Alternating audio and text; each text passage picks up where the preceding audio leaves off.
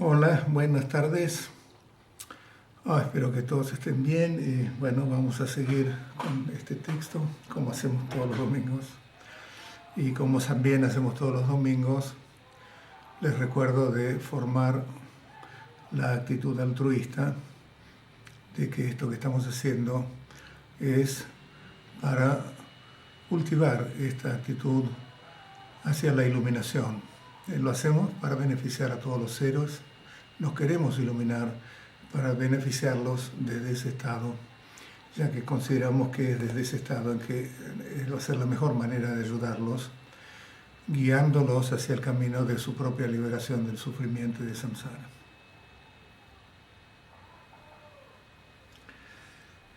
Y hoy empezamos con las 10 cosas en las que debes inspirarte.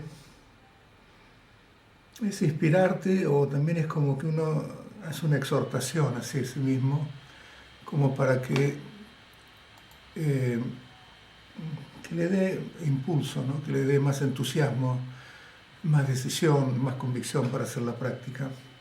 Son bastante claros, no vamos a detenernos demasiado en ellos, porque es un poquito de repetición, pero bueno, evidentemente los vamos a ver porque son parte del sendero. Y voy a leer en tibetano: Taljon Nyeka Wala Sante Tampeche la Kulmatab Chiwa Mitagwala Sante Genjor la Kulmatab. Entonces el primero dice, reflexionando sobre la dificultad de obtener un cuerpo humano con libertades y posibilidades, inspírate para adoptar el sagrado Dharma. Bueno, habíamos visto lo difícil que es conseguir esta existencia humana que se la llama preciosa o preciada. No es una existencia humana común, porque es una existencia en la que nosotros hemos encontrado un camino, el camino del budismo, el camino del Dharma. Tenemos confianza en ese camino, tenemos confianza en también el maestro, creemos que el maestro realmente representa un estado de completa trascendencia, liberación del sufrimiento, liberación de los condicionamientos y demás, y estamos aspirando a que siguiendo este camino podamos lograrlo. Este pensamiento hacia la iluminación, el pensamiento de lo que se llama el bodhicitta, es algo fundamental dentro del budismo, especialmente del Mahayana, porque es lo que realmente nos da una visión muchísimo más abarcativa de lo que es nuestra motivación, que no es simplemente que estamos preocupados por nuestra situación personal de sufrimiento y de condicionamientos, de samsara, de frustración, de insatisfacción, de nacimiento, de muerte, enfermedad, etc. Y queremos esa liberación, sino que también nos entrenamos y entrenamos a nuestra mente para abrir la visión e incluir también la condición de los demás seres. Entonces, ¿qué mente de todas las que podemos tener en las distintas existencias samsáricas es la más adecuada para eso?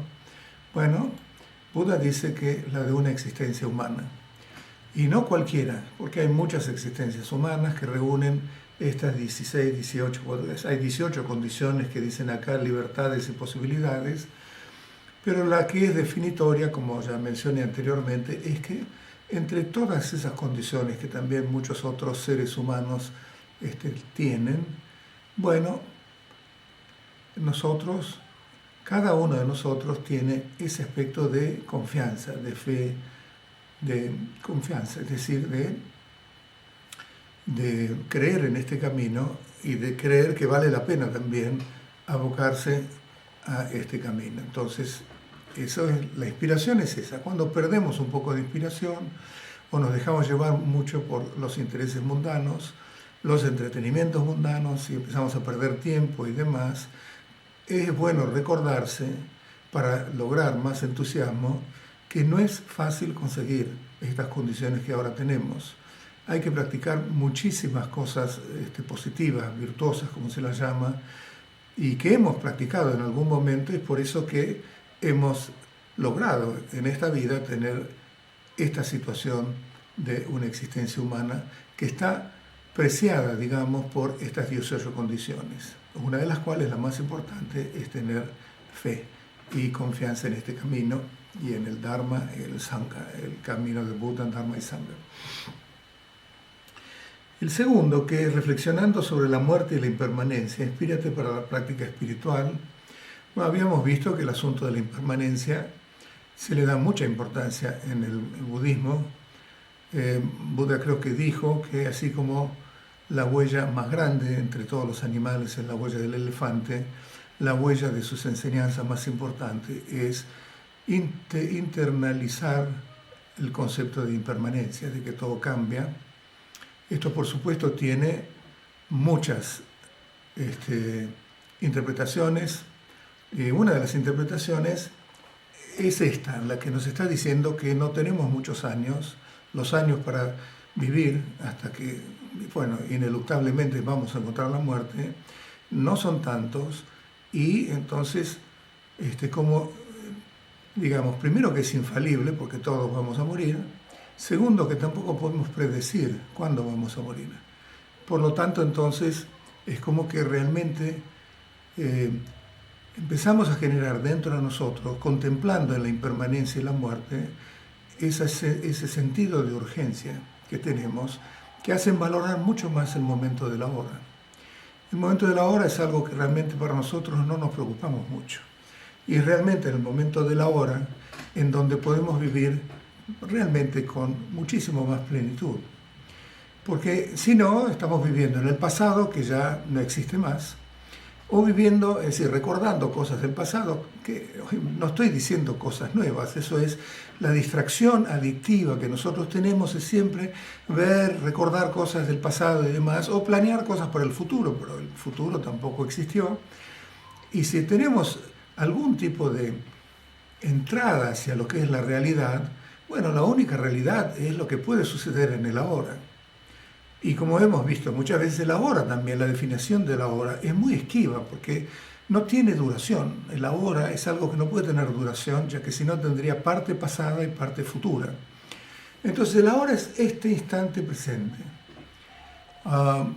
Y valorando ese instante presente, entonces realmente eso también va a repercutir en nuestra práctica de meditación, nuestra práctica de lo que es, de qué manera vamos a poder recordar en nuestra vida cotidiana también lo que hemos aprendido del Dharma, lo que hemos también experimentado en la práctica de meditación, porque realmente le estamos dando una cabida enorme a ese momento de, con la atención que nosotros le damos, estar en el ahora. El ahora es algo que, si bien dura solamente un instante, es realmente la puerta hacia la completa liberación. En un principio, en las prácticas de calma mental, el ahora no es más que un concepto. Es simplemente estar atento a lo que está sucediendo en cada momento. Pero no deja de ser un concepto, pero es un poder posarse y permanecer en la continuidad de la percepción de lo que sucede instante tras instante, ese ahora, es algo muy positivo. Pero no deja de ser conceptual, porque desde ya es claro que el tiempo absoluto, está más allá del presente, del pasado y del futuro, que son lineamientos que nosotros hemos hecho para concebir el paso del tiempo. El tiempo absoluto eso es lo que se llama el cuarto tiempo libre de los otros tres. Ese cuarto tiempo es cuando ya inclusive trascendemos la noción de la hora, porque en ese momento entonces estamos viviendo desde la naturaleza de nuestro ser, que es el estado absoluto, y de esa manera entonces estamos viviendo una noción de tiempo que también es distinta. Es decir, es distinta que los otros tres, aunque por supuesto después si tenemos que integrarnos a la vida cotidiana, no quiere decir que vamos a ser impuntuales o todo tipo de cosas porque tenemos más noción de lo que es el tiempo. Al contrario, vamos a ser mucho más impecables con todo lo que sucede en el mundo relativo, como muchas veces lo hemos visto. O sea que cuando se habla en estos términos y en este punto, reflexionando sobre la muerte y la impermanencia, bueno, eso nos da una inspiración, un entusiasmo, digamos, para dedicarnos con más esmero, digamos, en la práctica, tomándola más seriamente.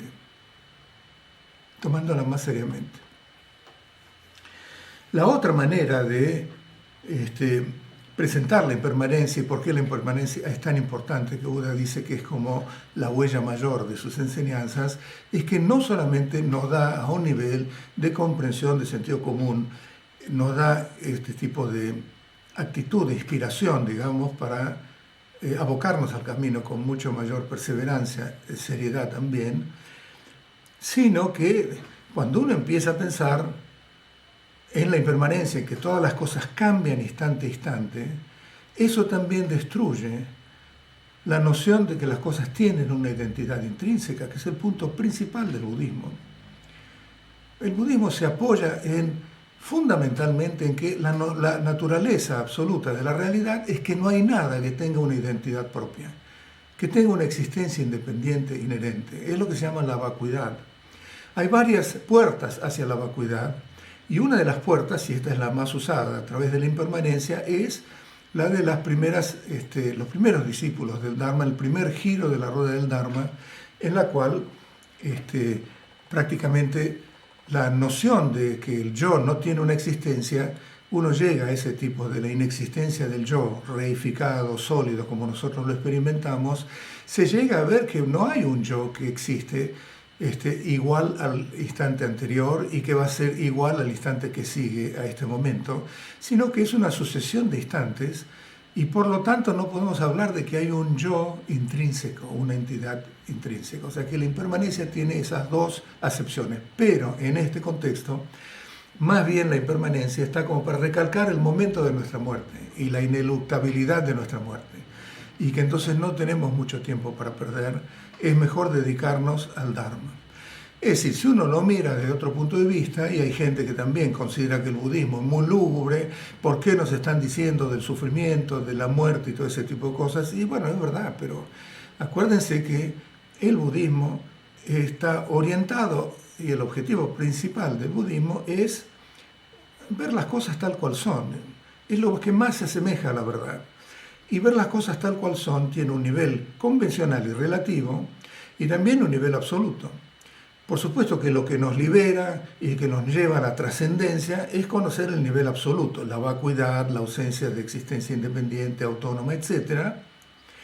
Pero también a un nivel absoluto, vivir en una nube de que somos eternos y que nunca nos va a pasar nada, que parece ridículo porque parece que nadie viviera así, pero en realidad todos estamos viviendo en ese tipo de burbuja de que en realidad, bueno, la muerte sí nos va a pasar, pero estamos siempre viviendo como tomando nuestro tiempo, que bueno, vamos a vivir varios años más. Y nadie puede garantizar eso.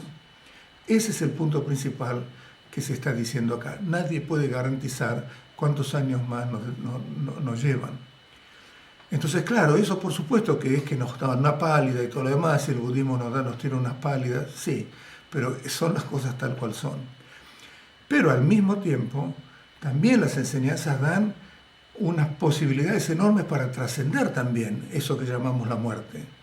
Porque si uno ya llegó a conocer el estado absoluto de la realidad, si bien el cuerpo muere, la mente continúa en esa percepción de su verdadera naturaleza que está libre de cualquier tipo de distorsión, y ese es el estado búdico, y con eso puede llegar a una completa iluminación, trascendiendo también la muerte. No, la otra, por supuesto, el cuerpo muere, lo cremarán y todo lo demás, pero nadie puede decir nada acerca de lo que esa mente que murió en el momento de que el cuerpo murió y que se separó del cuerpo, esa conciencia no es una conciencia ya iluminada, una conciencia que ya ha trascendido el samsara, que está ahora en un estado de lo que se llama la iluminación completa, y que de ahí, de ese nivel, puede seguir ayudando y, ¿cómo se llama?, la cuestión altruista del bodhicitta para reencarnar una y otra vez a beneficiar a los demás seres. Pero lo importante es que hay algo que nos da el budismo, no es solamente la pálida, nos da unas posibilidades enormes, la riqueza de seguir un camino que nos lleve a una liberación definitiva de los condicionamientos. Bueno, eso es algo valiosísimo, ¿no? Por eso es que eso nos da inspiración y no nos tumba. Por eso es que reflexionando en la impermanencia y la muerte no nos lleva a la depresión, sino que nos lleva a ver un poquito mejor las cosas que nos suceden los objetos de los sentidos, las atracciones mundanas, los objetivos mundanos, todo ese tipo de cosas, a la luz de esto empiezan a perder vigencia y empiezan a verse como realmente huecos de sentido profundo. Es la contrapartida, o digamos, es lo que nos lleva a un verdadero renunciamiento de los objetivos mundanos, de los intereses mundanos, que es parte de estos 4 puntos que digamos, hacen que perdamos interés en lo mundano. El primero es el del cuerpo humano apreciado, el segundo es el de la impermanencia, el tercero es reflexionar sobre las consecuencias inevitables de las acciones kármicas. Inspírate para abandonar acciones maliciosas y faltas de virtud. Le Jumrem Miloa la Sante Dipe Gewa Pangla Migewa Pangla Kulmatab. Y el próximo, ya lo leo, es Korwen Nimila Samte Tarpa Rupala Kulmatab. Y bueno, entonces el siguiente es karma. Hemos hablado de karma, no hace falta explayarse mucho acá. Hay que desarrollar una convicción de que el karma es mecánico, es inelutable. Por más que no nos miren si estamos haciendo una acción negativa, eso deja una impresión en nuestra conciencia que va a madurar, no se va a eliminar a menos que hagamos algo. Es decir, el Dharma da las posibilidades para eliminar todas esas impresiones kármicas en nuestra conciencia, eliminarlas por completo y con eso eliminar también nuestras tendencias habituales.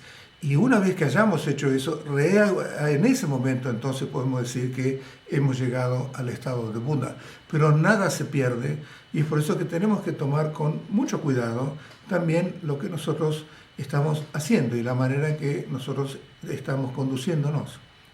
Con una convicción de que como es infalible el karma, que no está digitado por un ser superior, un dios o lo que fuera, sino que es totalmente mecánico. Si uno pone el dedo en el fuego, se quema, es así de mecánico.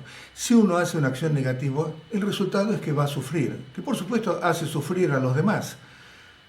Entonces, realmente es mejor hacer acciones que son positivas, porque si estamos en este camino, una de las razones es porque no queremos sufrir. Y otra de las razones es porque tampoco los otros quieren sufrir. Y por lo tanto tengo esta posibilidad de alcanzar un estado en el cual puedo ayudar a todos los demás también a liberarse del sufrimiento. Entonces hay que tomarlo con seriedad, la ley del karma. Reflexionando acerca de los sufrimientos de los seres prisioneros en samsara, inspírate para desarrollar, bueno, el estado iluminado de la mente en realidad es el bodhicitta, ¿no? Bodhicitta es eso, es decir, realmente... reflexionando sobre los aspectos negativos de samsara, inspírate para procurar la liberación. Hablamos anteriormente del sufrimiento, siempre se habla del sufrimiento, y se acuerdan que Buda dice en la primera noble verdad, bueno, primero dice que hay sufrimiento, pero segundo, que es más relevante, porque todo el mundo sabe que hay sufrimiento, es que, bueno, es relevante también decir que hay sufrimiento, porque lo que él está diciendo es que en cualquier tipo de existencia que esté condicionada a este nivel de samsara, vamos a experimentar sufrimiento. Hasta en los devas, hasta en los dioses superiores, tarde o temprano también van a experimentar sufrimiento. ¿Y cuál es la razón de eso, no? Entonces Buda dice el segundo, es decir, después de enunciar lo que son las 4 nobles verdades, que hay sufrimiento, que hay una causa, que hay una cesación del sufrimiento, que es posible liberarse, pero que para eso hay que seguir un camino, es la 4ª noble verdad. Cuando habla del sufrimiento hay que conocer el sufrimiento, y hay 3 tipos de sufrimiento. El sufrimiento propiamente dicho, cuando es decir, estamos experimentando una situación desagradable que nos da sufrimiento, ese es el sufrimiento.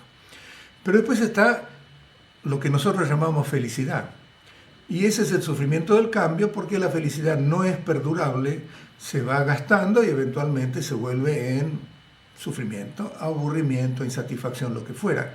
Ese es el motor de la sociedad de consumo, en realidad. Porque si comprándonos un iPhone, por ejemplo, ya estuviéramos ya completamente con una felicidad perdurable sobre ese iPhone, bueno, no necesitaremos comprarnos uno todos los años. O sea que realmente el motor de la sociedad de consumo es esa búsqueda de la felicidad que en realidad está marcada por el sufrimiento porque no dura.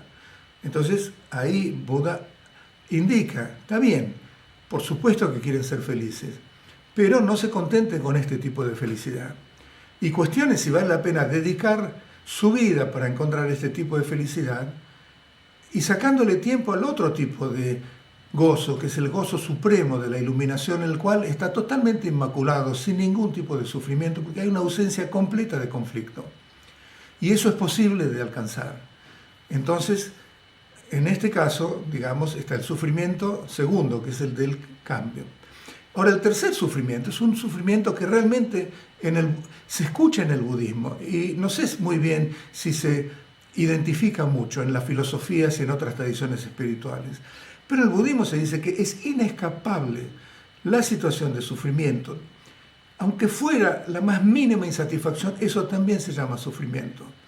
Es inescapable a menos que eliminemos el condicionamiento que hace que nuestra experiencia esté condicionada. Es una experiencia que está compuesta y que está condicionada. Es el sufrimiento del condicionamiento. ¿Y qué es lo que la condiciona? La condiciona justamente no saber qué es lo que realmente somos y vivir en base a esa suposición errónea de que somos un yo separado del otro y vivimos en ese dualismo entre sujeto y objeto. Eso, por supuesto, que es filosófico, que lo hablamos y lo vamos a hablar y seguir hablando, porque ese es el punto principal de la manera en que se manifiesta la ignorancia a un nivel práctico, es en el dualismo y la reificación. Pero como todos estamos reificando, como todos estamos instalados en ese dualismo de sujeto y objeto, que además afecta en el inconsciente más profundo, sin que nos demos cuenta, sin percibirlo nosotros, automáticamente cada instante de conciencia ya viene distorsionado por ese dualismo. Y eso es lo que nos condiciona y hace que permanezcamos en samsara. Entonces el que comprende profundamente este tipo de sufrimiento ya no está aspirando a renacer como un deva, a tener un buen renacimiento en samsara, porque sabe que en cualquiera de las situaciones de existencia que tiene samsara, que son 6, digamos, ¿no? Están los dioses de larga vida, después los dioses de la forma, los dioses también del sistema, todavía permanecen en la esfera de los deseos. Están los asuras, los seres humanos, después los animales, los espíritus hambrientos son los pretas y después los que tienen una experiencia infernal. Eso, nuestra mente ha estado infinitas veces en cualquiera de estas situaciones, porque es desde tiempos sin comienzo en que andamos siempre pifiando una cognición correcta justamente por este condicionamiento, por este virus, digamos, que hace que nuestra cognición siempre vaya y renazca y una y otra vez, cada instante, anclado, digamos, en este dualismo de sujeto y objeto. Y eso es lo que nos condiciona. Entonces lo que Buda dice, que este último sufrimiento, cuando uno lo comprende profundamente, entonces ya no está aspirando y no está practicando el Dharma para ser virtuoso y tener buena ética y generar buen karma, y entonces en la vida futura uno va a tener un buen pasar, porque sabe que igual en la vida futura, aunque tenga un bien pasar, también va a estar sujeto a la impermanencia, es una cosa que es totalmente temporaria y que cuando se gaste ese karma, como no se ha eliminado este tercer tipo de sufrimiento, porque sigue siendo condicionada nuestra conciencia, entonces no va a salirse del esquema del samsara que está basado en el sufrimiento. Es decir, la manifestación del samsara es la de sufrir. La del sufrir, bueno, no hace falta, no se quiere decir con eso que uno está totalmente apabullado de sufrimiento constantemente. Implica todo, desde la más mínima insatisfacción hasta una gran pérdida, hasta la muerte también, que es un gran sufrimiento, todo tipo de sufrimiento. Inclusive, si somos inteligentes, percibiendo que las situaciones también que nosotros llamamos de felicidad, también en su naturaleza tienen ese virus, digamos, del sufrimiento. Y por lo tanto, digamos que es como una especie de...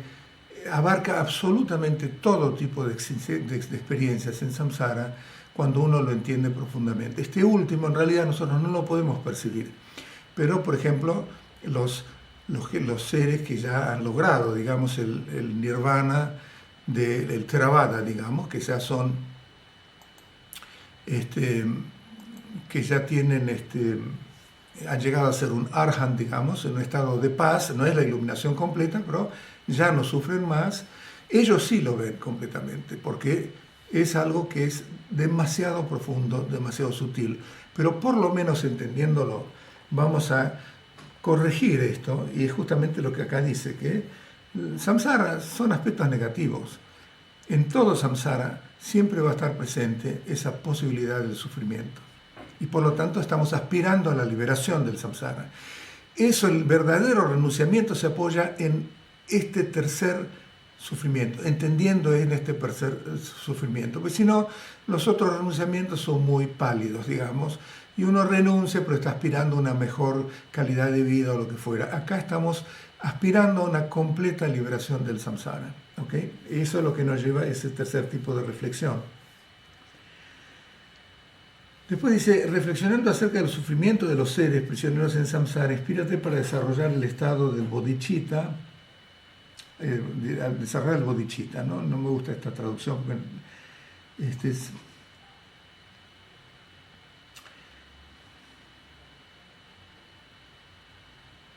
Korwe semchinki dungala samte chamchuki sem changwala kulmatab. Semchinki lo chinji loto chulbala samte tu samla kulmatab. Entonces, esos son los dos próximos. Entonces, el primero dice los aspectos negativos del samsara, y acá en tibetano dice, a ver, Korwe semchinki dungala. Acerca de los sufrimientos de los seres prisioneros en samsara. Es verdad. Entonces, el primer estadio es alcanzar la liberación, ¿no? Lo que dije en el anterior. Él va paso por paso, ¿no? Es decir, en primero entramos sin saber quiénes somos. Bueno, somos un ser que tiene toda la capacidad para iluminarse. El segundo, no nos queda tanto tiempo. El tercero, cuidémonos de las acciones, hagamos todo lo posible en nuestras acciones como para no embarrarnos más y volvernos más neuróticos, porque lo que queremos es justamente trascender esta neurosis de no saber qué es lo que realmente somos. El cuarto es, bueno, no queremos seguir el samsara y aspiramos a la liberación. ¿En qué se fundamenta esa aspiración hacia la liberación? En un conocimiento, una convicción profunda de este tercer tipo de sufrimiento, que da lugar a un renunciamiento genuino. Entonces, eso es la liberación personal. Entonces ahora está diciendo, bueno, pero contemplemos el sufrimiento de todos los demás seres, que en realidad no son distintos que nosotros, porque nadie quiere sufrir y todos queremos ser felices, pero nosotros tenemos ahora una herramienta que nos separa un poquito, porque nos da más posibilidades que otra gente que no tiene esta inspiración y, por supuesto, no tiene tampoco esta posibilidad de alcanzar la iluminación, a menos que, bueno, en algún camino espiritual que tengan ellos lleguen a un estado de trascendencia, pero bueno, en eso yo no me voy a meter porque realmente no los conozco, pero en este caso nosotros, a partir de lo que hemos recibido, las contemplaciones, el estudio y todo lo demás, llegamos a que, bueno, hay una cierta confianza que podemos alcanzar la iluminación. Entonces, ahí está diciendo que nos entrenemos en el bodhicitta, y esto es bodhicitta relativo en realidad. ¿Se acuerdan que bodhicitta literalmente significa mente de la iluminación? Acá dice el estado iluminado de la mente, es eso, pero en realidad bodhicitta es más, es más fuerte porque enseguida nos ubica en qué es lo que está diciendo. El estado iluminado de la mente, por ahí significa el estado búdico, pero bueno, en realidad bodhicitta tiene dos aspectos. Uno que es el relativo o convencional, y es el desarrollo deliberado del amor altruista, la compasión, la alegría por el éxito y la felicidad de los demás, y también la ecuanimidad que impregna a todos estos tres, el Tonglen y todo este tipo de cosas. Es todo con conceptos, pero son muy buenos conceptos. No podemos, digamos, descartar completamente la influencia de los conceptos en nosotros, porque estamos totalmente viviendo, respirando, pensando, todo con conceptos. Entonces usemos buenos conceptos para desarrollar dentro de nosotros estas emociones de amor, de compasión y de empatía. Se pueden desarrollar a un nivel infinito, a un nivel totalmente ilimitado. Y eso es desarrollar el bodhicitta relativo, de aspiración se llama. Después, bueno, también cuando uno lo pone en práctica, entonces generosidad, paciencia, entusiasmo, disciplina y todo este tipo de lo que se llaman las 6 paramitas, y de esa manera realmente es como estamos entrenándonos o generando lo que se llama el bodhicitta, que hay que generarlo manualmente, a menos que uno ya tenga enormes propensiones de una vida pasada y que sea automático. Para todos nosotros en general hay que generarlo manualmente, como para llevarlo a ese nivel excelso, ese nivel, digamos, de infinitud, que sería lo ideal. Pero en general, cuando se habla de bodhicitta, uno tiende a pensar que ese es eso, es decir, ser bonito y ser cortés y ser amable y ser también compasivo y sufrir por los demás y todo eso, que por supuesto es eso en un nivel. Pero el bodhicitta realmente toma la fuerza de lo que significa en el camino budista cuando no se ignora el segundo tipo de bodhicitta, que es el absoluto. El bodhicitta absoluto es el conocimiento de la naturaleza absoluta de la realidad, que es el no dualismo. Es decir, que sin el no dualismo, todas las otras prácticas que mencioné, de las paramitas, de los 4 inconmensurables y demás, en realidad pierden la fuerza fundamental de lo que significa el camino budista. El camino budista está dirigido a la liberación. La liberación puede ocurrir únicamente cuando se conoce el estado absoluto, el bodhicitta absoluto. Y el bodhicitta absoluto, en otras palabras, es el no dualismo. Cuando uno lee el texto, el Camino del Bodhisattva, el famosísimo texto de Shantideva, adorado en Tibet y en el Mahayana y en todos lados se lo estudia, porque es cómo practica un bodhisattva el camino del bodhicitta. Los 8 primeros capítulos están todos dedicados a todas estas virtudes, digamos, ¿no? Como el amor altruista, como la compasión, generosidad, disciplina, paciencia, vigor, meditación, etc. Pero la 6ª paramita, que es la sabiduría, empieza en el 9º capítulo. Y el primer verso del Bodhicharyavatara dice: todo esto que yo he descrito, es decir, los 8 capítulos anteriores, que forman la realidad del cuerpo del libro, no tienen un significado profundo, a menos que estén guiados por el conocimiento absoluto de la verdad, que es el bodhicitta absoluto.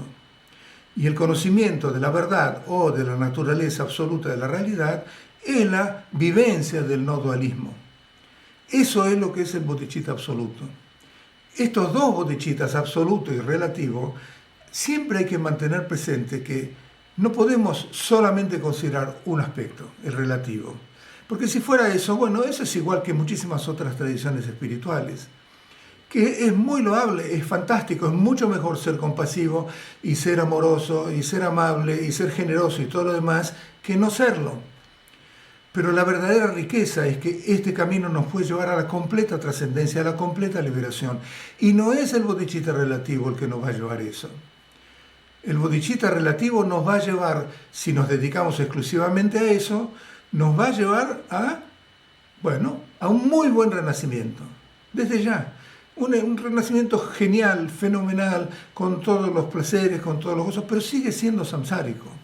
Porque lo único que erradica la noción, digamos, del yo, ¿no? Esa fijación en el yo, es la vivencia de la vacuidad. Vivencia de la vacuidad es sinónimo de decir la vivencia del no dualismo, porque en la vacuidad no reificamos. Es decir, no hay una reificación de un yo y un otro, sino que se trasciende completamente eso. Y eso es lo que realmente nos libera.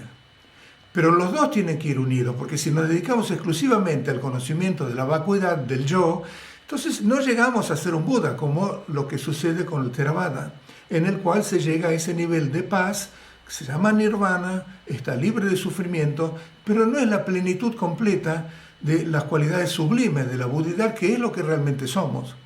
Es por eso que se necesitan estos dos. El primero abre el aspecto de nuestra visión para incluir a todos los fenómenos. ¿Y qué es lo que más importa de todos los fenómenos? Los seres. No se importa tanto las montañas y las rocas y los autos y las calles. Son los seres sufrientes. Eso es lo que realmente cuenta cuando estamos abriendo nuestra visión para incluir dentro de nuestra motivación a todos los demás seres. Esto abre nuestra mente. Pero tiene que ser completado también con el bodhicitta absoluto. Es decir, la vivencia de la naturaleza absoluta de la realidad. Llamémosla vacuidad, llamémosla no dualismo, llamémoslo dharmakaya, o tathagata dharma, o naturaleza búdica, o mahamudra, o dzogpa-chenpo. Hay muchos nombres para eso. Pero todo eso es bodhicitta absoluto. Entonces siempre estos dos tienen que estar mano a mano, digamos. Va a llegar un momento cuando conozcamos y vivenciemos ese estado del bodhicitta absoluto, en que todo el bodhicitta relativo va a estar impregnado de esa vivencia de la verdad del estado absoluto. Entonces va a ser realmente la paramita de la generosidad, es decir, una generosidad trascendente, como que ha llegado a la otra orilla y se lleva a cabo desde la otra orilla, en la cual ya no existe la noción del yo de la misma manera en que nosotros lo experimentamos.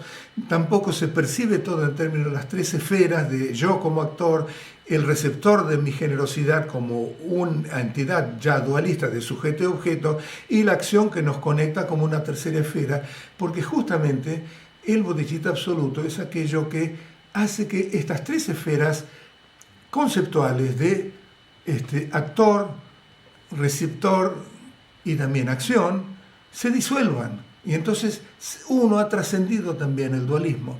Y eso es, entonces, realmente lo que significa paramita. Paramita significa la otra orilla, significa trascender. Es lo único que hace trascender la generosidad, y que la diferencia de una generosidad como la que podemos tener nosotros si somos generosos con alguien o lo que fuera, como por supuesto somos generosos muchas veces, es que es paramita cuando se hace en ese ámbito en el cual bodhicitta absoluto está impregnando esa experiencia del bodhicitta relativo y esa acción de generosidad, de disciplina, de paciencia y de todo lo demás, no se separan de la noción absoluta de nuestra trascendencia, es decir, lo estamos haciendo desde un conocimiento y una vivencia de ese estado absoluto. Entonces eso es bodhicitta. Y acá está diciendo, bueno, más bien hace un énfasis en los sufrimientos de los seres, más bien es del bodhicitta relativo, porque es el más cercano a nosotros. Como es conceptual, es realmente lo que tenemos a mano para practicar y para desarrollar. Lo otro, bueno, lo vamos a desarrollar en términos de la práctica de meditación, por supuesto que ese es el objetivo más importante, pero en realidad no podemos divorciarlo, digamos, de la importancia del bodhicitta relativo. Y nosotros en general, bodhicitta relativo, por ahí no le damos tanta importancia, porque nos atrae mucho más el absoluto, que es lo nuevo. Al fin y al cabo, todas las otras tradiciones y nuestra cultura, en realidad se nos ha dicho que hay que ser generoso, que hay que ser paciente, que hay que ser compasivo, que hay que tener piedad, que hay que tener lástima, que hay que tener... Todo ese tipo de cosas realmente las hemos recibido de una manera u otra, con más énfasis o menos en distintas tradiciones y en distintos aspectos de nuestro desarrollo, pero lo que es nuevo dentro del budismo es que se nos está advirtiendo que no podemos permanecer en este nivel de ignorancia, de no saber realmente cuál es la verdadera naturaleza de todo lo que percibimos y cuál es la verdadera naturaleza de nuestro ser. Y entonces, como es muy nuevo, eso nos atrae mucho. Y como tenemos mucha educación y mucho desarrollo de la inteligencia, eso nos atrae mucho.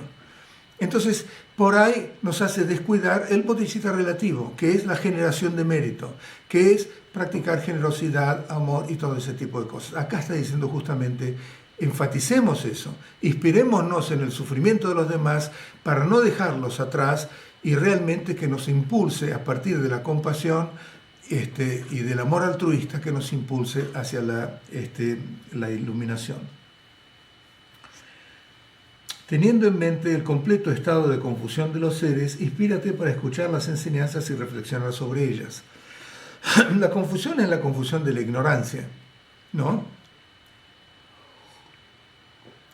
Pero nosotros somos uno de los infinitos seres, nunca nos tenemos que separar. Y nosotros estamos sujetos y realmente muy amarrados, digamos, por la confusión de la ignorancia.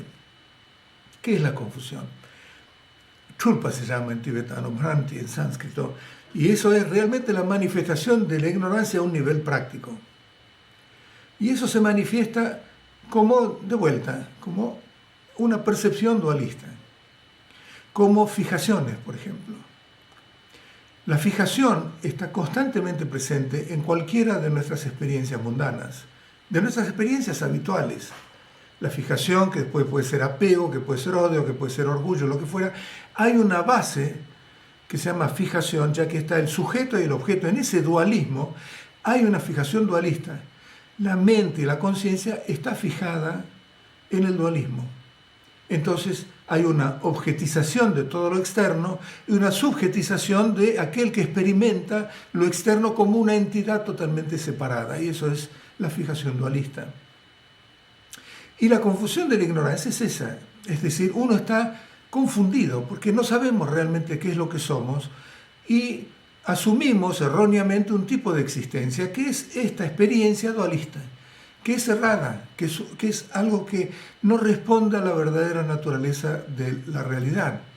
Es lo que Buda descubrió, es lo que Buda manifestó con muchísima claridad, independientemente de que era él el único que en ese momento lo estaba experimentando, la trascendencia de la dualidad, y que estaba dirigiéndose a los miles de millones de seres que vivimos, que respiramos dentro de la dualidad,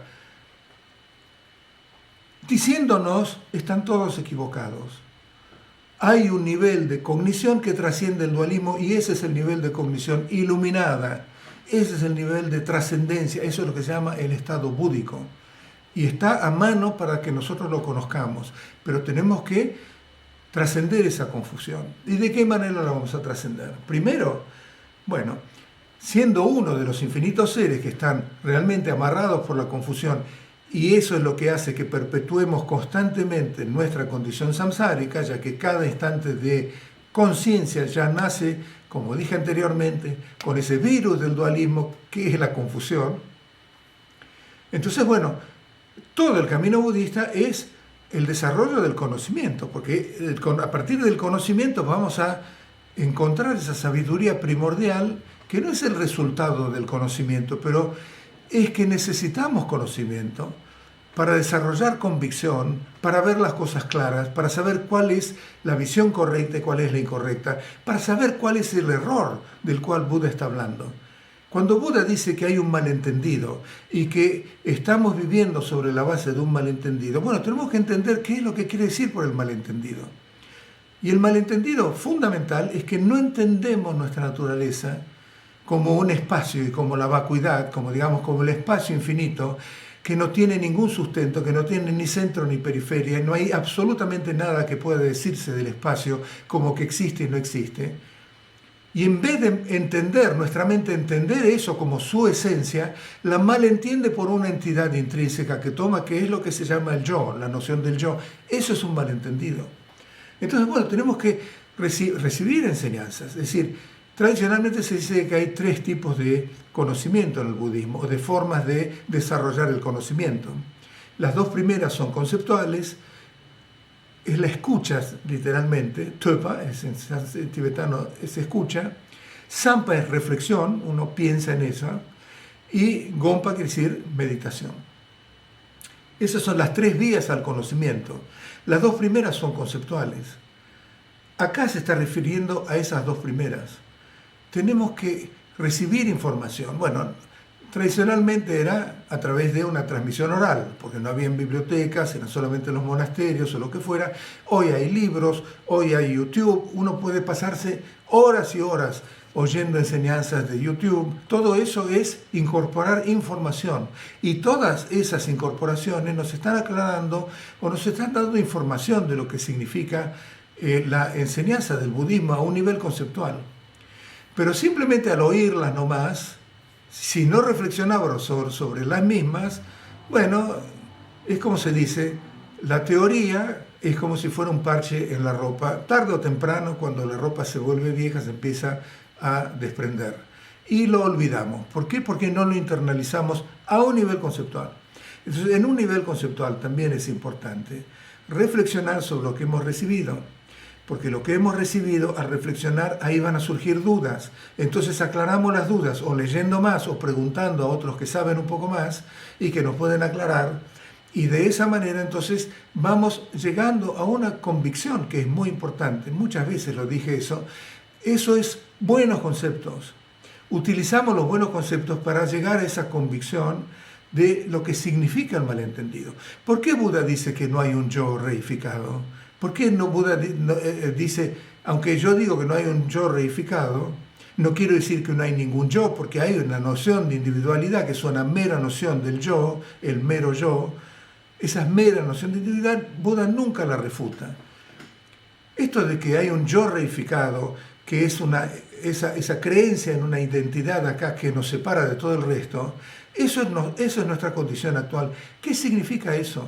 Simplemente oírlo una vez y oír que eso es un error y es un malentendido, no nos va a llevar a una convicción de que es así. Entonces vamos a persistir en la confusión, a menos que realmente tomemos más información, tengamos dudas, preguntamos, aclaramos esas dudas y paulatinamente llegamos a una conclusión final de que sí, lo que Buda dijo cuaja a un nivel intelectual. Si bien no lo puedo percibir en este momento, porque yo sigo anclado en esa noción del yo real, reificado, igual sé que estoy en un malentendido. Eso es un gran paso adelante.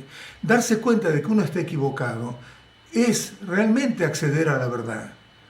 Porque saber que uno está equivocado quiere decir que está saliéndose de la verdad, uno que está cuestionando su nivel de conocimiento actual, al decir y a estar convencido de que el nivel de conocimiento actual es equivocado y se basa en un malentendido, se basa en una confusión que uno tiene con respecto a lo que uno es. Entonces, ¿a cómo se llega a eso? Con reflexión. Es decir, todo lo que uno escucha hay que dedicarle, hay que leer. Hay muchos libros, es fabuloso lo que hay traducido hoy. Al inglés, uno entra a una librería que tiene el libro del Dharma y ya no sabe qué leer porque es demasiado lo que hay. Pero a nivel de castellano también hay bastantes traducciones que uno puede utilizar, porque realmente todo es muy bueno. Todo lo que lean los va a ayudar a comprender más. Los libros del Dalai Lama se basan mucho en ese conocimiento. El conocimiento realmente intelectual, el conocimiento a partir de la reflexión, eso es algo que el Dalai Lama en general enfatiza mucho. Porque además lleva a otra cosa, que en realidad cuando nosotros tenemos ya un conocimiento intelectual muy, muy grande de lo que está bien, lo que está mal, qué es lo que es correcto y qué es lo que es incorrecto y todo lo demás, bueno, muchas veces no tenemos a alguien, cuando estamos, por ejemplo, haciendo un retiro o lo que fuera, no tenemos a alguien a quien recurrir. Pero si tenemos un bagaje de conocimientos grande, entonces, bueno, las dudas que puedan surgir, vamos a poder resolverlas mayormente por nuestros propios medios. Y eso ayuda a no desviarnos. Eso va a venir después en las 10 que viene, que son cómo evitar los desvíos, ¿no? Pero de cualquier manera, esto es importante para decir, bueno, vemos que nosotros estamos confundidos y vemos que todos los demás seres, lo que realmente domina la conciencia de todos nosotros, también de los demás seres, es esa confusión de la ignorancia, de no saber realmente qué es lo que somos, y terminamos basando nuestra existencia en una creencia errónea de yo y el otro, el dualismo, la reificación y demás. Y de esa manera entonces damos lugar a cosas que no son reales, que no son, digamos, cualidades válidas, como por ejemplo el odio, porque hay un dualismo, entonces hay un objeto que nos induce al odio, hay otro objeto que nos induce a los celos, hay otro ser que nos induce a la competencia, a la envidia, al apego, al orgullo, los kleshas, que son las aflicciones, y eso nos impulsa a actuar y eso entonces genera sufrimiento. Acuérdense de que lo que genera sufrimiento es karma y emociones aflictivas. Dentro de las aflicciones está la confusión de la ignorancia, que es lo más importante. ¿Ok? Entonces, para clarificar esa confusión a un nivel intelectual y llegar a una conclusión final de que entendemos realmente por qué entonces nos tenemos que abocar a la meditación, es necesario recibir información y es necesario reflexionar. Y esa convicción de que tenemos que dedicar tiempo a esos dos aspectos es lo que nos da inspiración para hacerlo, que es lo que dice acá. Después dice, reflexionando acerca de la dificultad de abandonar las tendencias habituales resultantes de la confusión, inspírate para practicar meditación y sadhana, ¿no?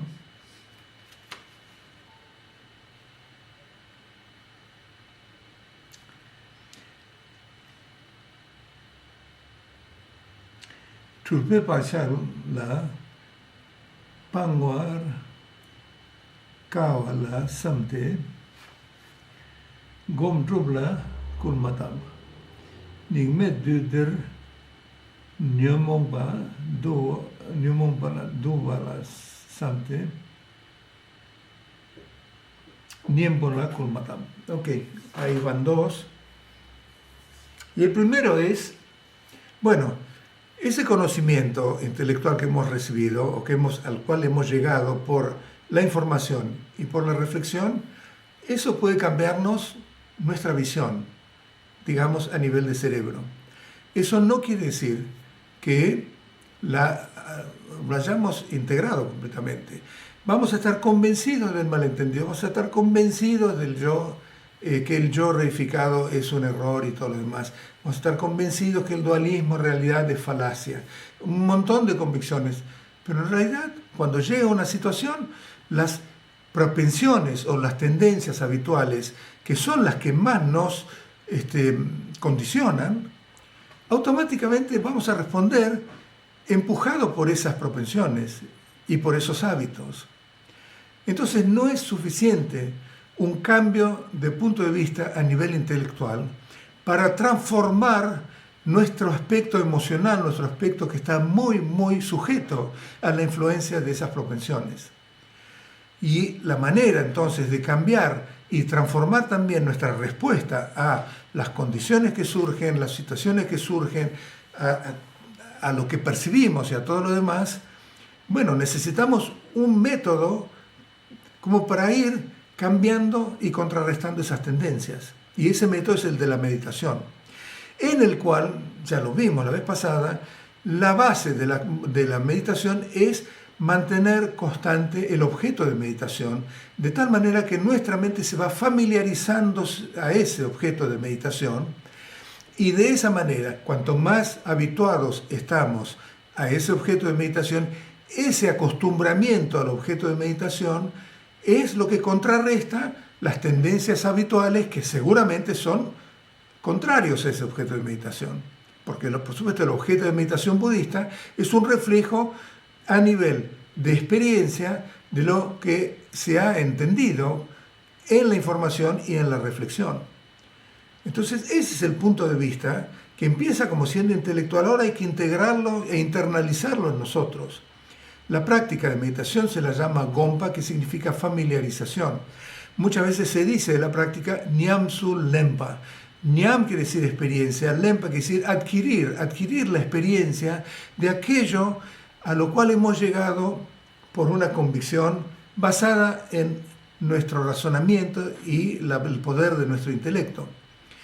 Eso no es suficiente para transformar todo el resto de nuestro ser, que sí está muy condicionado e influenciado por las propensiones, esas propensiones kármicas. Por eso es que la meditación es importante. Entonces, cuando vemos que realmente, a pesar de estar convencidos intelectualmente de esos postulados, digamos, esos principios del budismo basados en la verdad, que igual en realidad siguen siendo y nos están influenciando a un nivel bastante superficial, porque seguimos muy, muy condicionados por nuestras tendencias habituales, ahí entonces eso nos inspira a dedicarle más tiempo a la meditación, porque realmente entendemos que por la repetición misma de la meditación, y justamente estamos generando a nivel conceptual, cuando la meditación es conceptual, como vientos, digamos, de nuevos hábitos que contrarrestan los otros, pero que están más acorde con nuestra naturaleza esencial. Y en las meditaciones no conceptuales, como ser la de la mente natural, la de Rigpa, Mahamudra, Dzogchen y demás, que lo que continúa ese objeto de meditación, ya ahí objeto ya va, digamos, entre paréntesis, digamos, entre comillas, es no conceptual. Y cuando la mente, lo que continúa es la continuidad de la mente natural, como es la continuidad de la verdad, en el ámbito de la verdad, todo lo que es falaz se va desvaneciendo, como se van desvaneciendo las nubes en el cielo, directamente desaparecen. Desaparecen porque en ese ámbito no respira lo que es falaz, no respira lo que no es válido, no respira lo que es percepciones o cogniciones válidas, como los pensamientos conceptuales, como las emociones negativas, como las aflicciones, todo eso va a seguir surgiendo, porque los hábitos van a seguir surgiendo, pero no vamos a reinvertir, digamos, dentro de ese banco, digamos, del alaya, de las impresiones. Entonces, de esa manera vamos también influenciando nuestro ser, digamos, que está sujeto a la fuerza de las tendencias, y vamos neutralizando esas tendencias y eventualmente eliminándolas también. Pero solamente realmente las eliminamos de forma fehaciente cuando nuestra mente adquiere una continuidad que no es simplemente un vislumbre de la mente natural, sino que realmente lo que permanece presente en nuestra experiencia es la continuidad de la mente natural. Y en ese espacio de la verdad, que es el espacio de la mente búdica, todo el resto se va desvaneciendo por su cuenta. Y así es como vamos eliminando esos esquemas habituales. ¿Okay? Pero eso es lo que técnicamente se llama como meditación, con los distintos aspectos. La meditación conceptual es muy positiva, la no conceptual, por supuesto, es muy relevante, es la más relevante de todas, pero bueno, por ahí no accedemos a la no conceptual porque todavía no hemos descubierto la naturaleza de nuestra mente o no hemos experimentado y vivenciado la vacuidad, que es lo mismo, y por lo tanto, bueno, a mano tenemos la otra, que es la práctica de shamatha, de tonglen, de todo este tipo de prácticas conceptuales que justamente lo que hacen es generar nuevos hábitos que son más saludables porque son un reflejo más fidedigno de nuestra naturaleza esencial. Después sigue reflexionando sobre las poderosas emociones aflictivas de esta época oscura. Inspírate para aplicar los antídotos. Es Nyingme Dud, sí, esta creo que ya la leí. En esta época oscura, lo que significa es el Kali Yuga, ese famoso, es una época donde las emociones o las aflicciones son muy fuertes y realmente, bueno, reflexionando, viendo que hay emociones muy fuertes, no las dejamos pasar, a las aflicciones las tenemos que tratar de alguna manera. Lo que no hace un budista, digamos, propiamente dicho, es simplemente dejarse llevar por las aflicciones, sino que de alguna manera tiene que aplicar un antídoto. Y Buda enseñó varios, digamos, que se pueden resumir en 3 maneras de liberar las emociones. Liberar las emociones significa que apenas surgen, soltamos la fijación en esa emoción, pero al mismo tiempo nos liberamos nosotros de esa emoción en ese momento. O sea que tiene un juego de ambos aspectos. El sujeto se libera, el objeto también se libera. Y la más elemental, que es la primera que él enseñó, es la de, digamos, el rechazo. Es decir, uno, pangua, significa que lo rechaza, no quiere saber nada con esa. Cuando surge el odio, entonces automáticamente aplica algo, un antídoto para eliminar ese odio. Entonces, por ejemplo, genera por ahí, qué sé yo, empatía o amor altruista o lo que fuera, y erradica ese odio. Es decir, el odio desapareció. Puso un antídoto. Perfecto. El segundo es transformarlo. Entonces, por ejemplo, uno puede empezar a percibir a la persona y a esa situación como una ilusión, como un sueño, como un espejismo o como una alucinación y demás, y todo eso también transforma ese incipiente, digamos, irritación u odio en esa situación, porque se desvanece. Es como que uno está mirando su propia película y de ahí en adelante ya pierde vigencia ese odio. Es decir, también liberó el odio y se liberó del odio. Y la tercera es como que uno libera percibiendo la naturaleza completamente, ¿no? Ranshinship, es decir, conociendo la naturaleza. Conociendo la naturaleza significa que cuando surgen estas emociones aflictivas, que es lo que dice que es lo que más cunden en esta época más oscura, se dice, según las escrituras, que cada vez van a ser más fuertes estas aflicciones hasta que llega un momento en que son tremendamente fuertes, y es ahí cuando ya no hay más enseñanzas del Buda vigentes, viene Buda Maitreya, el cuarto Buda, y empieza a enseñar de vuelta y a hacer resurgir el camino de la virtud del Dharma, de la ética, la generosidad y todo eso demás. O sea que el camino, es por eso que la llama oscura, es que paulatinamente estas emociones van a ser cada vez más fuertes. Un poco lo podemos ver en eso, porque cuando vemos la vida de Buda, es verdad que hoy el Dharma se ha diseminado por todo el mundo, hay muchísimo en YouTube, hay muchísimos lamas que han ido, maestros de Zen, maestros también de Theravada que están por todo el mundo enseñando y ¿cómo se llama? Aparentemente está floreciendo en todo el mundo, pero realmente cuando vemos la época de Buda, fíjese el nivel de aflicciones, qué es lo que nos impide rápidamente, digamos, alcanzar la vivencia, la iluminación, la liberación o lo que fuera. En la época de Buda, Buda llegaba a un pueblo, la mitad se volvía, cuando se iba, era tal fuerte su presencia, que la mitad, bueno, no la mitad, pero un montón de gente se volvía monjes o monjas y muy rápidamente se volvían arhants o entraban en los niveles de liberación de esa tradición, que son primero el que entra en la corriente, el segundo es que el que vuelve una sola vez a reencarnar, el tercero el que ya no vuelve a reencarnar y el cuarto el que es un arhant. Pero miles y miles de seres llegaban fácilmente a ese nivel de arhantship. Y lo mismo con las enseñanzas del Mahayana. Es decir, que las aflicciones, había aflicciones, porque por supuesto por eso eran seres samsáricos, pero era muy fácil llegar a una fe, a una convicción, a una dedicación, a volverse completamente serio con respecto a la importancia del camino espiritual, que eso es en lo que realmente está representando, que las aflicciones son más débiles. O sea que hay aflicciones muy fuertes o más fuertes en esta época, y van a ser cada vez más fuertes. Entonces la idea es que hay que aplicar antídotos. Por supuesto que las enseñanzas más elevadas, como la última, conocer la naturaleza es no aplicar ya un antídoto, porque naturalmente cuando uno ve que son vacías, los pensamientos conceptuales que son vacíos también, el odio y todo lo demás, automáticamente se liberan por sí mismas. Esa es una técnica. Y otra es cuando uno está en la continuidad de la mente natural, ya ni siquiera se preocupa por ver la naturaleza de los fenómenos. Eso está mal dicho, digamos, eso es una línea divisoria entre esas dos técnicas que pertenecen al último sistema, y que, bueno, yo lo menciono así a la ligera, pero eventualmente lo vamos a ver con más profundidad. Pero en ese último uno ni rechaza ni transforma, porque simplemente ve todo desde el espectro de la verdad.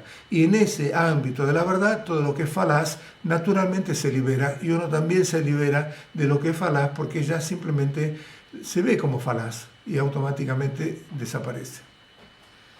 Pero uno tiene inspiración de aplicar alguno de estas tres técnicas, ¿no? Y después está reflexionando sobre la abundancia de condiciones adversas en esta época oscura. Inspírate para ser paciente. Ningme duder, galquien mangwala samte, subala kulmatab. Par yen, sur yen, yen malamla, mitse tongsedo songwala samte, sundrula kulmatab. Tene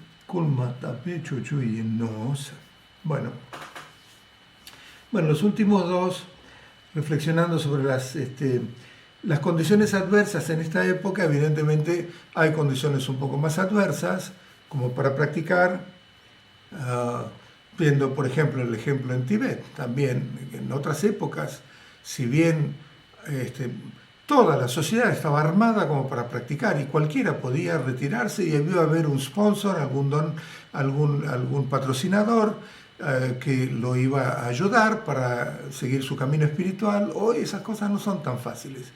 Y debido también, especialmente en nuestra en nuestras, digamos, sociedades tan avanzadas como las nuestras a nivel materialista y demás, hay muchas obligaciones, uno se siente libre, pero empieza a ver todos los impuestos que tiene que pagar con la FIP y todos los servicios que tiene que pagar para disfrutar de esta comodidad y todo lo demás. Al final hay un montón de condiciones que nos van amarrando y nos quitan tiempo como para dedicarnos fundamentalmente dedicar nuestro tiempo a la práctica espiritual. Entonces hay condiciones adversas, hay que tener inteligencia en verlas y bueno, no tenemos que dejarnos, digamos, no amedrentar, digamos, por esas situaciones adversas, sino que acá dice, tenemos que enfrentarlas con paciencia. Paciencia significa, ¿se acuerdan que habían tres niveles o tres aspectos de la paciencia? El primero es responder a situaciones agraviantes, el segundo es responder a situaciones adversas, justamente que nos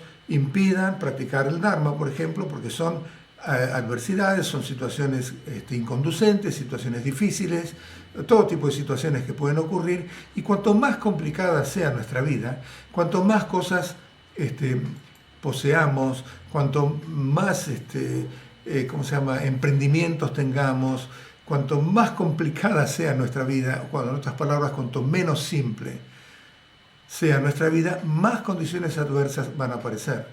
En cambio, cuando simplifiquemos nuestra vida, cuanto más la simplifiquemos, vamos a encontrar que tenemos mucho más tiempo para la práctica. Y entonces las condiciones adversas van a disminuir.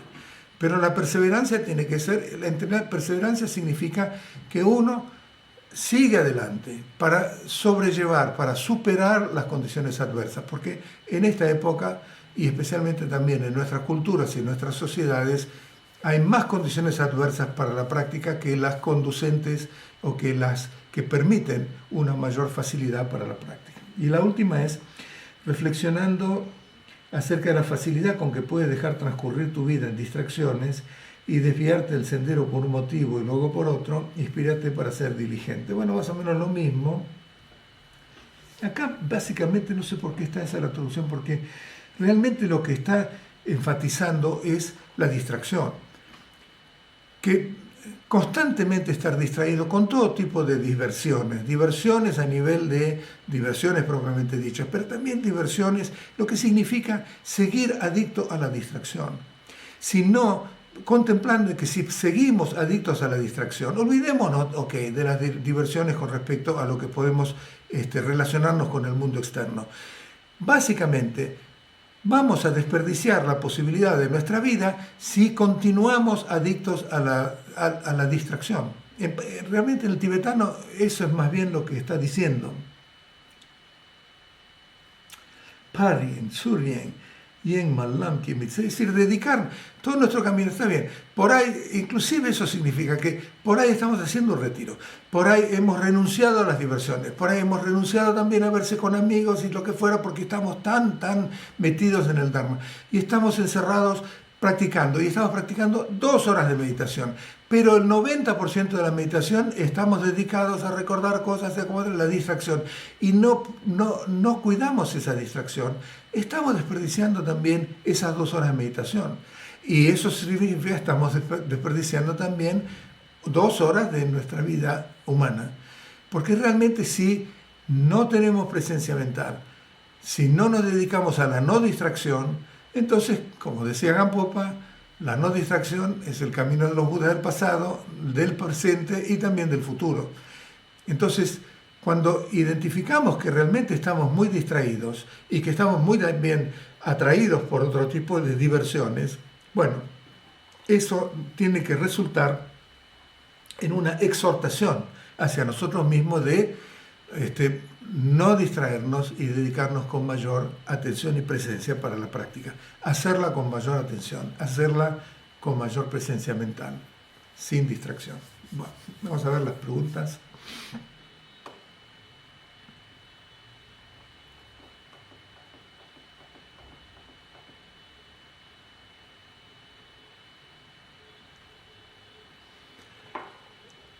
En relación a la práctica de los miércoles, el agua que se ofrenda, finalizar la práctica, ¿esa agua se tira en la tierra de las plantas? Sí. No se tira, digamos, por la rejilla que va a las cloacas y demás. Se tira o en las plantas, en la tierra, por el balcón, por el balcón, depende de quién pase abajo, digamos, pero en en las plantas es perfecto.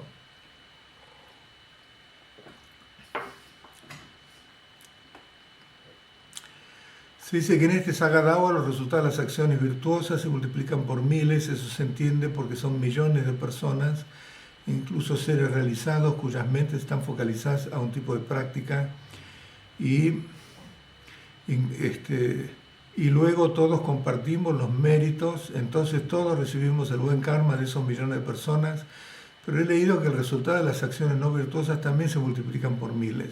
He tratado de encontrar la razón de esto último y no la consigo. La razón de eso es porque no se debe a que todos están celebrando Sagadawa. Simplemente Buda dijo, este es un mes muy especial, es un duchen, se llama, digamos, una ocasión muy importante, simplemente porque en este mes de todo el año es donde ha ocurrido en este mundo un ser iluminado que ha enseñado un camino y que después, bueno, dejó este mundo porque también para Nirvana, y también porque nació en este mes. Entonces, bueno, eso es lo que hace a la aparición de un ser iluminado en este mundo, que es algo realmente extraordinario. La mera presencia de estos tres acontecimientos de su vida hacen que en este mes en particular se potencia cualquier tipo de acción, no porque haya millones que están practicando. Entonces, de esa manera también se potencia cualquier acción negativa, porque eso es acción que está seguido, digamos, impulsado por una motivación y que deviene en algún tipo de acción. Si es positiva, es multiplicada miles de veces, y si es negativa, también multiplicada miles de veces, independientemente de que hayan 2, 5, 10 o millones de personas practicándolo. Es por la fuerza del tiempo. Las acciones pueden también estar influenciadas por el tiempo. El peso de las acciones puede estar influenciadas también por el objeto.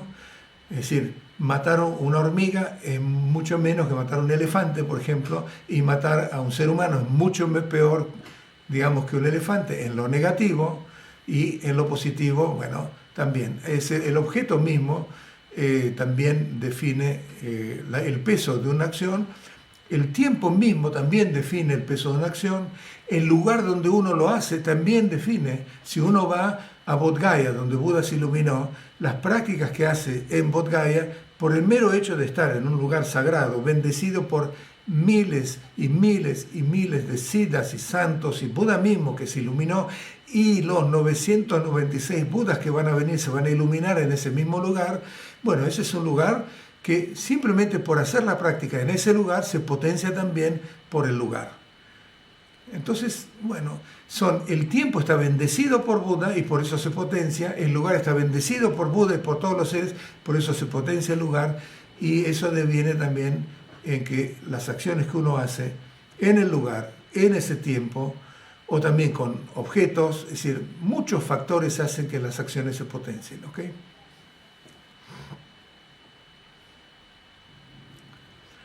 Puede ser que en algún momento esta noción de que algo nuestro va a trascender se transforme en un obstáculo, porque en cierta manera podría decirse que sigue habiendo una noción del yo, de que algo mío va a trascender, que lo tomemos como un refugio para nuestra duda existencial, que de alguna manera nos dé esa tranquilidad de que algo mejor va a suceder.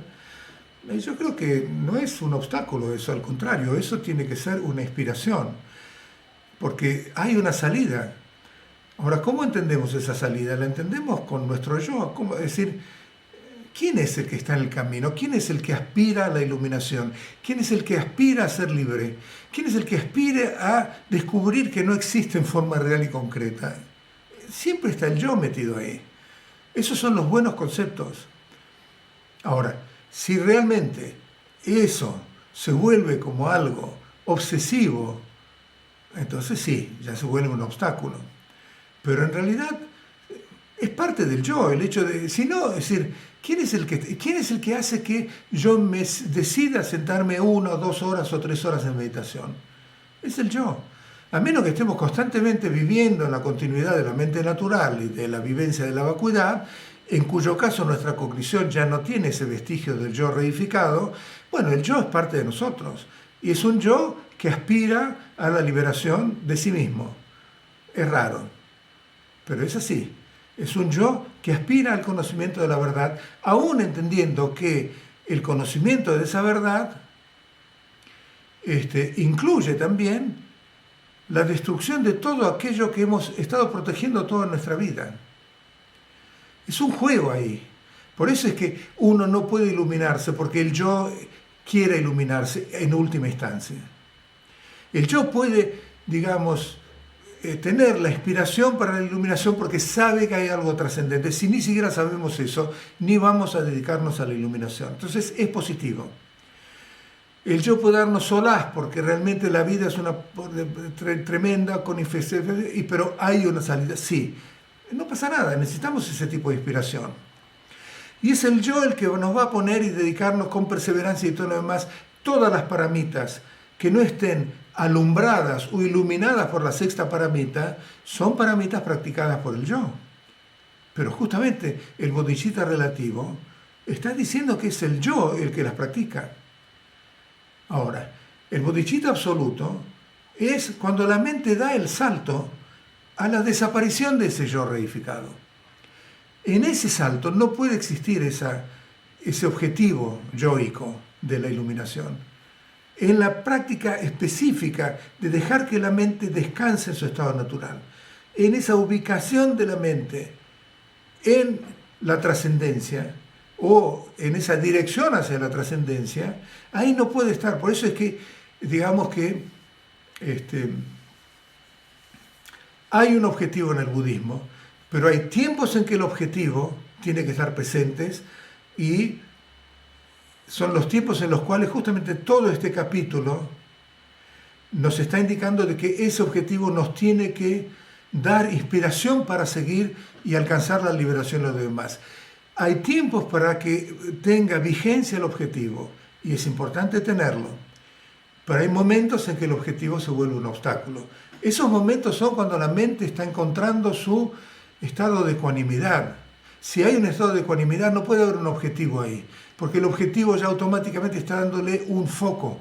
Y realmente la trascendencia es cuando no hay ningún tipo de foco. Y si no hay ningún punto focal en el cual estamos enfocando, quiere decir que no hay ningún objetivo que realmente estamos teniendo vigente.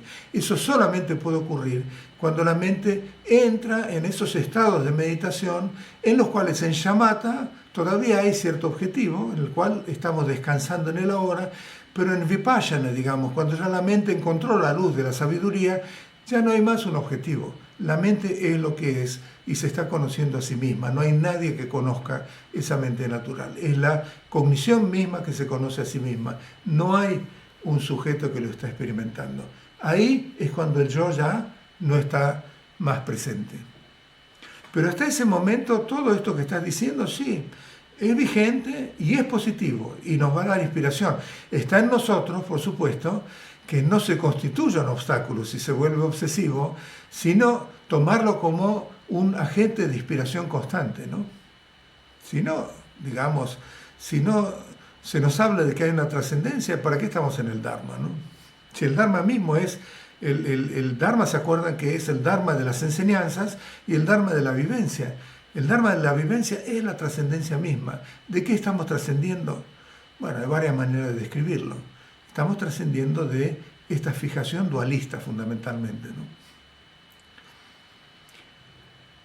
Puede existir una sensación de atesorar humano como un cofre que no pesa, sin vivir del pasado, pero llevando eso con nosotros como un recuerdo, inclusive en nuestras acciones como si existiera un aire de karma. Digo, como un cofre que no existe, no pesa, pero acompaña el alma o nuestro ser. Yo supongo que esos son los recuerdos. No entiendo muy bien la pregunta, pero por supuesto que nosotros tenemos un recuerdo de nuestra vida, de lo que hemos hecho, con nuestras buenas cosas y con nuestras malas cosas. Ese recuerdo está. Y tiene vigencia mientras nosotros lo mantengamos como vigente, mientras no lo hayamos olvidado. No sé muy bien si eso es lo que vos llamás un cofre. Sí, tenemos una vida, tenemos sensaciones, también tenemos traumas, tenemos también insatisfacciones, tenemos cosas buenas y tenemos malas. Todo eso es el cofre, digamos, por el recuerdo de nuestras vidas desde que nacimos hasta ahora. Pero el budismo lo extiende hasta infinitas vidas anteriores. ¿De qué forma? Justamente en alaya, lo que significa el repositorio de nuestras impresiones kármicas. Y ese repositorio se sigue manifestando en nuestra vida de manera también inconsciente. Mientras que los recuerdos quizás son algo más conscientes. Lo de las vidas pasadas es más bien como un viento que nos condiciona sin que nos demos cuenta. En cambio, los recuerdos son ese cofre que vos hablás, pero que es más obvio, porque es más consciente. Los dos forman parte de eso que creo entender que vos estás mencionando como recuerdo. ¿Qué es exactamente el parinirvana del Buda y su diferencia con nirvana? Nirvana en realidad significa, literalmente es haber superado el sufrimiento. Entonces, hay dos tipos de nirvana. El nirvana menor es el que llegan los arhats del camino del Theravada, y eso se lo llama con otra palabra también, que es la paz, Shiva se llama. En tibetano, cuando se refieren a ese nirvana menor, se refieren a Shiva, que significa paz. ¿Por qué a paz? ¿Por qué esa mente ya no experimenta sufrimiento? Porque ya ha eliminado la noción de un yo real, y por lo tanto no hay un sufriente en esa mente, y por lo tanto tampoco hay un sufrimiento, y ese es un estado de paz. Eso significa un nirvana que está instalado en la experiencia de paz. Y eso le está impidiendo abrirse completamente a la infinita potencialidad del estado búdico. El parinirvana del Buda es en realidad el nirvana superior, que es el estado de iluminación, que es el nirvana que no se instala. ¿Por qué? Porque no se instala en ese nirvana menor, como sí está instalado en la mente de un arhat, la paz, y tampoco se instala en samsara, cuando manifiesta constantemente en samsara a partir de su compasión, cosa que el arhat no hace. El Buda o los seres iluminados manifiestan infinitas formas en samsara, pero son como la flor de loto. Aunque manifiestan en samsara, no se instalan en samsara, como nosotros. Nosotros estamos instalados en samsara. La forma de una manifestación sublime, digamos, es una manifestación que tendrá un cuerpo determinado y habla de una manera determinada y demás, y beneficia a partir de esa forma. Su mente no se contamina con los defectos del samsara porque no se instaló en rigor en samsara, y tampoco se instaló en el nirvana de la paz porque justamente hizo una manifestación en samsara. Por eso que se lo llama el nirvana que no se instala ni en la paz de los arhats, ni tampoco en la situación samsárica de los seres comunes. Eso sería el nivel de iluminación completa.